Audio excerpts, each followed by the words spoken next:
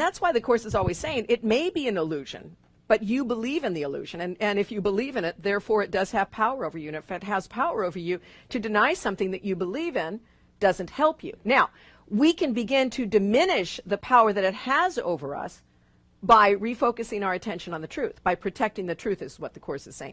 Every one of the workbook lessons we've been doing this entire month has been about that. The thought that we have in our prayer ministry, lesson 67, love created me like itself, was all about refocusing our attention on where the answer is. Not on where the problem is, but on where the answer is. And why is that? Because problems come and go all the time.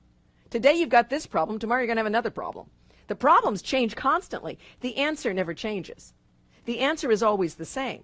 Let me remember that my goal is God. Let me remember that my goal is love. Let me remember that love created me like itself. Always realigning ourselves, getting ourselves back in sync with what we really are. Not focusing on the changing, senseless aims that happen all the time. They're constantly changing.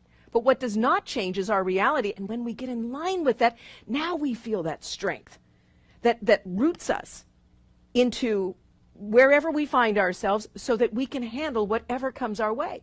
We are capable.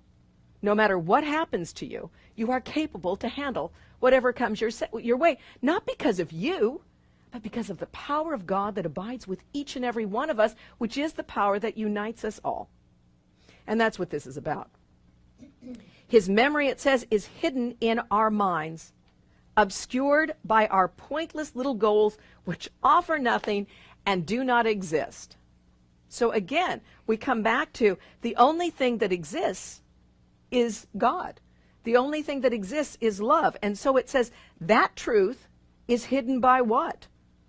Our pointless little goals, our little senseless aims. And you know what? Little is in here a lot. Have you noticed that? Little.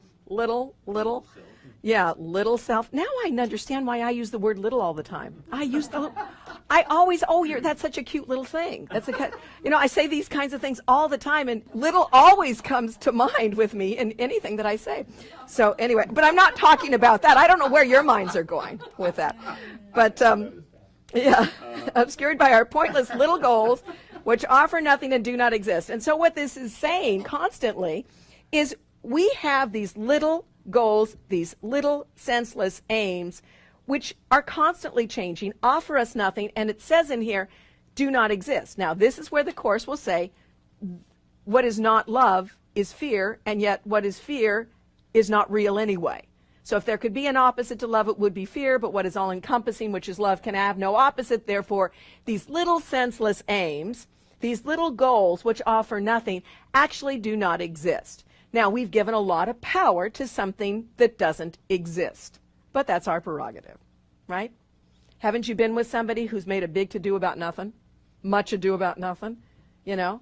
Yeah, you know people that do that. I was telling you last week, Jeffrey's been reading Much Ado About Nothing, and, you know, it is the Shakespearean play, and I'm thinking, it is such a much ado about nothing. I mean, it is all about people overhearing something wrong, you know, they miss it, they don't get the full story, and I think to myself, this is life, is it not?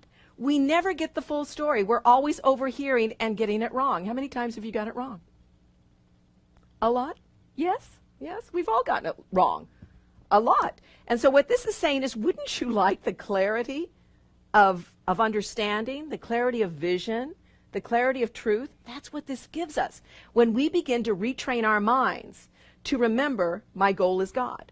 My goal is love. To overlook all the little senseless aims that we get caught into. Now, those little senseless aims can seem to have a lot of power over you. You know, when you have physical challenges, when something hurts, when we've been given a diagnosis, you know, those things can have a lot of power over us. But again, what this is saying is, this is no different than when you make a big to-do out of an emotional problem that's going on in your life. A big to-do about how someone looked at you. A big to-do about what someone said that they shouldn't have said. A big to-do about how someone's treated you unkindly or unfair. The same big to-do, it's the same thing, and it's answered in exactly the same way, it says. To begin to overlook those senseless little aims, to begin to realize that his memory is in our mind and obscured by our pointless little goals, which give us nothing and simply do not exist. So what are we to do to remember that our goal is God? Wow. It keeps coming back to that same answer over and over again.